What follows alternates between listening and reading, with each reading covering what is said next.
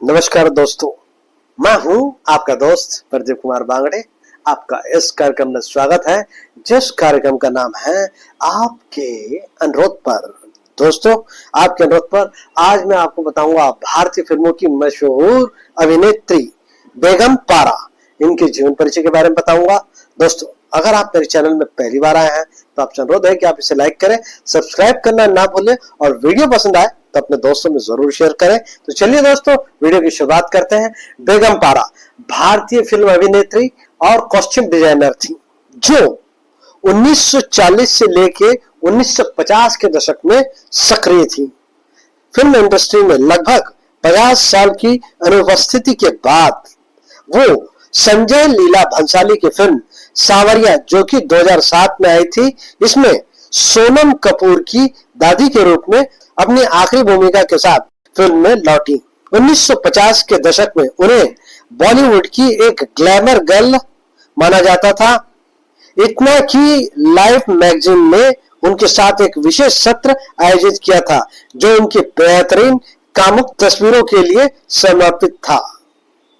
बेगम पारा का जन्म 25 दिसंबर 1926 को जुबैदा उल हक के रूप में ब्रिटिश भारत के झेलम, वर्तमान पंजाब पाकिस्तान में एक कुलीन पंजाबी परिवार में हुआ था।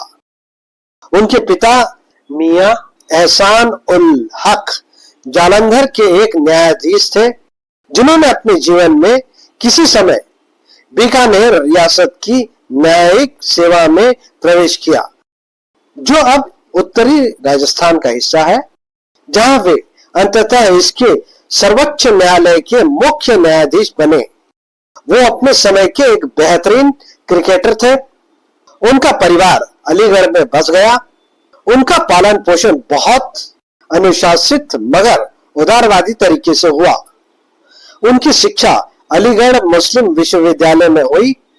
उनकी बड़ी बहन जरीना हक ने मदन मोहन बिम्बेट से शादी की और दंपति की एक बेटी मीनू बिम्बेट थी, जो बाद में रुखसाना सुल्ताना के रूप में अपनी राजनीतिक सक्रियता के लिए जानी गई। बिम्बेट की बेटी अमृता सिंह, जय दोस्तों, आज के जमाने की प्रसिद्ध हीरोइन, ये बेगम पारा की पोती है। इसके अलावा पारा के बड़े भाई मसरूल हक 1930 के दशक के अंत में अभिनेता बनने के लिए मुंबई चले गए थे। वहां उनकी मुलाकात बंगाली अभिनेत्री प्रोतिमा दास गुप्ता से हुई और वे उनसे प्यार करने लगे और उनसे शादी कर ली। जब वो बॉम्बे आती तो अपने भाभी के चकाचौंध भरी दुनिया में खो जाती थी। वो कई मौकों और समारोह में उनके साथ जाती थी। लोग उनके लुक से काफी प्रभावित होते थे और उन्हें कई भूमिकाएं ऑफर करते थे। ऐसा ही एक ऑफर शशिधर मुखर्जी और देविका रानी की तरफ से आया था। दोस्तों, अगर शशिधर मुखर्जी और देविका रानी के बारे में अगर आप जानना चाहते हैं तो मेरे चैनल में देख सकते हैं, बहुत बढ़िया प्रोग्राम बनाया है। बेगम पारा को पहला ब्रेक 1944 में पुणे के प्रभात स्टूडियो की फिल्म चांद से मिला। प्रेम अदीब हीरो थे और सितारा देवी फिल्म में खलनायिका थी। फिल्म ने काफी अच्छा प्रदर्शन किया और पारा को लगभग 1500 रुपए महीने का भुगतान किया जाने लगा। इसके तुरंत बाद उन्होंने और उनकी भाभी प्रोतिमा ने पायगमेलियन उपन्यास पर आधारित छमिया, जो कि 1945 में आई, नामक फिल्म में काम किया। यह फिल्म काफी सफल रही।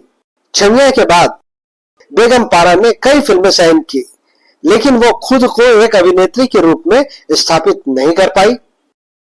चूंकि उनकी छवि काफी विवादित थी, इसीलिए लोगों ने उन्हें हमेशा ज्यादातर फिल्मों में ग्लैमर डॉल की भूमिका दी। उन्हें इससे कोई परेशानी नहीं थी, क्योंकि वो हमेशा स्क्रीन पर खुद को ही निभाती थी। उन्होंने ईश्वर लाल और दीक्षित के साथ सोहनी महिवाल, जो कि 1946 में आई, और जंजीर, जो कि 1947 में आई, के साथ काम किया।